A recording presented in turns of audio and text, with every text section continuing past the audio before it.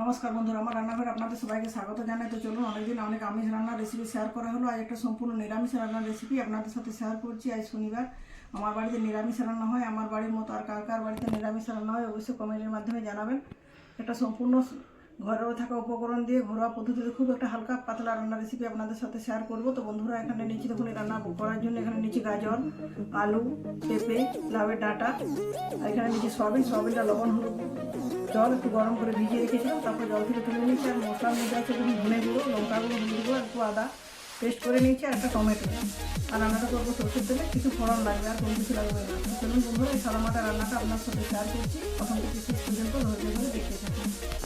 তো বন্ধুরা, রান্নাটা শুরু করার জন্য গ্যাসের ওভেনে বসে দিচ্ছি কড়াইতে সরষের তেলটা একটু আগে থেকে বসিয়েছি। তেলটা গরম হয়ে গেছে, আর একটু গরম করে নিচ্ছি খুব ভালো মতো। যখন ধোঁয়াটা গরম হবে, সেই গরম তেলে লবণ হলুদ জলে ভিজিয়ে জল ঝরিয়ে রাখা যে সয়াবিনগুলো আছে, সয়াবিনগুলো খুব ভালো মতো লাল লাল করে ভেজে নিই। তো দেখুন তেলটা গরম হয়ে এসেছে। এবারে সয়াবিনগুলো এখানে দিচ্ছি, 4-5 মিনিট সময় খুব ভালো মতো করে ভেজে নিচ্ছি। তো বন্ধুরা, দেখুন সয়াবিনটা একটু ভালো মতো লাল লাল করে ভেজে নিচ্ছি। ভেজে নেওয়া সয়াবিনটা আমরা পাশে ভেজে নিচ্ছি। কড়াইতে দিচ্ছি আর তেল। অনেক সবজিগুলো ভাজতে হবে, তো তেলটা একটু বেশি পরিমাণে, একদম 2 চামচের মতো। তেলের মধ্যে দিয়ে দিচ্ছি কালো জিরে ফোড়ন, আর দিয়ে দিচ্ছি কারি পাতা। যেহেতু কড়াইটা বড় হয়, অন্য সাইডে কারি পাতাগুলো ভেজে নিচ্ছি, তো ভেজে তুলে নেবো। তো বন্ধুরা, দেখুন কারি পাতাগুলো ভাজা হয়ে গেছে। কারি পাতাগুলো সয়াবিনের সাথে তুলে রেখে দিচ্ছি। এবার কালো জিরে ভাজা হয়ে গেছে, তার সাথে দিচ্ছি দারুচিনি, একটা টমেটো 4 টুকরো করে নিচ্ছি। টমেটোটা ভেজে নিচ্ছি।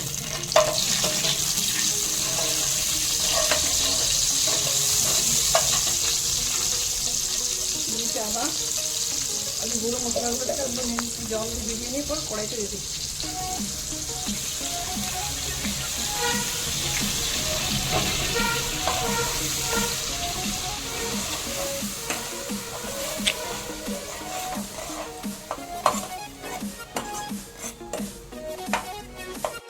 দেখুন বন্ধুরা, মশলাটা খুব ভালো মতো কষানো হয়ে গেছে। মশলা থেকে তেল ছেড়ে দিয়েছি। এরপর দিয়ে দিচ্ছি এখানে লবণ, আর পেঁপে, গাজর, আলু আর লাউয়ের ডাঁটা, এগুলো সব খুব ভালো মতো করে সময় নিয়ে লো টু মিডিয়াম হিটে কষিয়ে নিচ্ছি মশলা।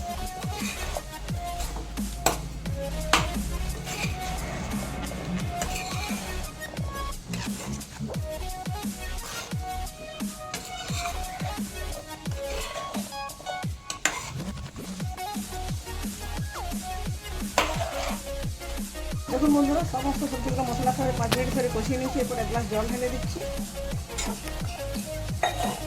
অপর ঢাকা দিয়ে দিচ্ছি 5 মিনিটের মতো। 5 মিনিটের মধ্যে সমস্ত সবজিগুলো সিদ্ধ হয়ে যাবে। ফিরে আসছি 5 মিনিট পর। তো বন্ধুরা, ফিরে এলাম 5 মিনিট পর। 5 মিনিট সময়ের মধ্যে দেখুন আমার গাজর, পেঁপে, লাউয়ের ডাঁটা, আলু সবগুলো সিদ্ধ হয়ে গেছে। যেহেতু পেঁপেটা দেওয়া ছিল, পেঁপে সব জিনিস খুব তাড়াতাড়ি সিদ্ধ হয়ে যায়। মাংস সিদ্ধ করতে আমরা পেঁপে ব্যবহার করি, মটনে। এগুলো সিদ্ধ হয়ে গেছে। এরপর যে ভেজে রাখা সোয়াবিন, এটাও দিয়ে দিচ্ছি, সাথে কারি পাতাও দিয়ে দিচ্ছি। সোয়াবিনটা দেওয়ার পর কিছুক্ষণ নাড়াচাড়া করে নিচ্ছি। তবে দেখুন সোয়াবিন দেওয়ার সাথে সাথে এই যে রসটা আছে, তরকারি মশলা ভাবটা থাকবে না, সোয়াবিনটা শুষে নেবে। এই জন্য 1 কাপের মতো জল এড করলাম। তো বন্ধুরা, সোয়াবিন দেওয়ার পরে আরও 5 মিনিট খুব ভালো মতো করে রান্না করে নিচ্ছি। এবার গ্যাসের ফ্লেমটা অফ করে দিচ্ছি। গরম গরম ভাতের সাথে সার্ভ করবো। এটা ভাত রুটি সব কিছুর সাথে খেতে দুর্দান্ত লাগে। তো বন্ধুরা, আমার এই নিরামিষ রান্নার রেসিপিটি আপনাদের কেমন লাগলো অবশ্যই কমেন্টের মাধ্যমে জানাবেন। ভালো লাগলে বাড়িতে একবার বানাবেন। আর ভিডিওটি ভালো লাগলে লাইক, শেয়ার এবং চ্যানেল সাবস্ক্রাইব করে আমার পাশে থাকার অনুরোধ রইল। ধন্যবাদ।